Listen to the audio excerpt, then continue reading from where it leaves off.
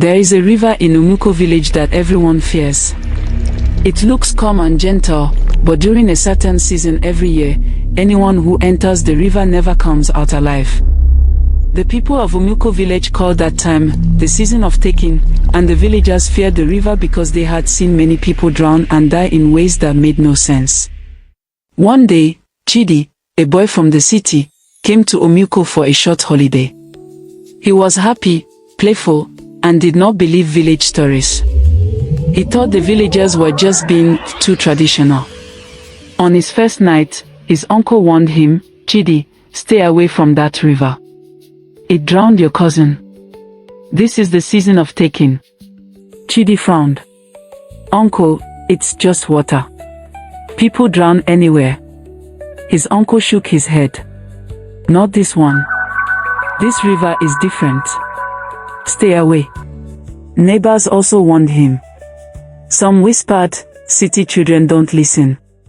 But Chidi ignored them. He was young and curious. He even laughed when someone said the river was alive. The next morning, out of boredom, Chidi walked to the river.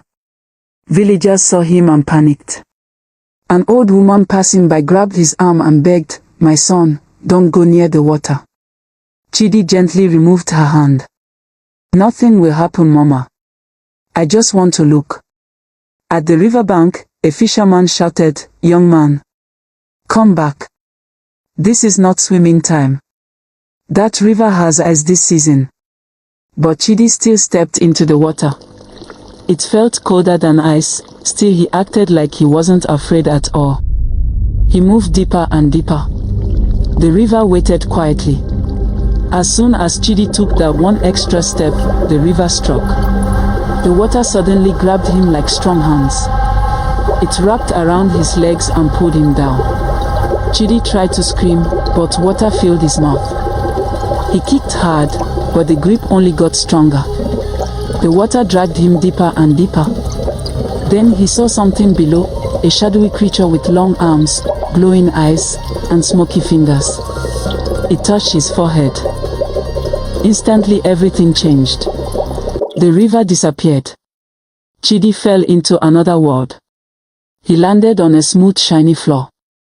In front of him, a tall, faceless creature was kneeling beside a glowing pool. Its long, smoky fingers were shaping something on the ground. Chidi looked closer and gasped. It was shaping a body that looked exactly like him. Same shirt, same face, same hair. But the body kept breaking apart. It flickered like bad light. Something was wrong. The creature hissed and snapped its head toward Chidi. Chidi didn't wait. He ran. The half-made copy fell apart into black dust. Doors opened. Strange creatures woke up. Eyes followed him from every corner. He had broken the creation ritual, and now the underworld wanted him alive. Chidi ran until the ground lit up under his feet. Darkness opened into a bright city made of blue crystals. Beautiful tall mansions glowed like moonlight inside glass. But the streets were silent. Every doorway had a half-woman, half-serpent guard watching him without blinking. Chidi shivered. This place looked beautiful. But it was not safe. He followed a glowing path into a market. But it was not a normal market. People picked up items without touching them. The goods floated by themselves. No one talked. No one laughed. Chidi's skin crawled. Then he saw children playing. But they had no shadows, so he asked them how they got there. One girl whispered, "Our parents sold us without knowing. They accepted gifts on earth."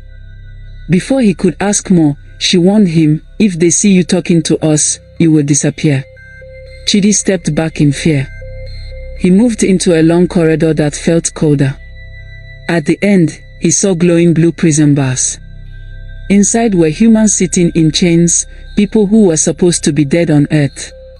A man whispered, "We did not die. We were taken." Suddenly, someone grabbed the bars. Chidi froze. It was his cousin Chika, the one who drowned 5 years ago and was buried. "Chidi, tell them I am alive," he said. "They buried my copy, not me. When the river takes someone, they make a fake body to float on the water and fool people on earth. The real person is kept here as a prisoner." Chidi stepped back shaking. He couldn't believe his eyes and what he was hearing. Then he whispered to his cousin, "Don't worry, I will try to help you escape." "No," Chika whispered. "They will catch you. Run. Find your way out of this place now." Out of fear, Chidi ran again. As he rushed forward, he entered another room and stopped in surprise. It was a classroom with neat chairs arranged perfectly, but there were no students. A teacher walked in and began teaching the empty class. She wrote on the board and talked as if many children were sitting there, even though the room was completely empty. Chidi watched quietly, confused. Suddenly, the teacher froze. She slowly turned her head, sensing someone behind her. Her voice grew sharp as she asked, "Who is there?"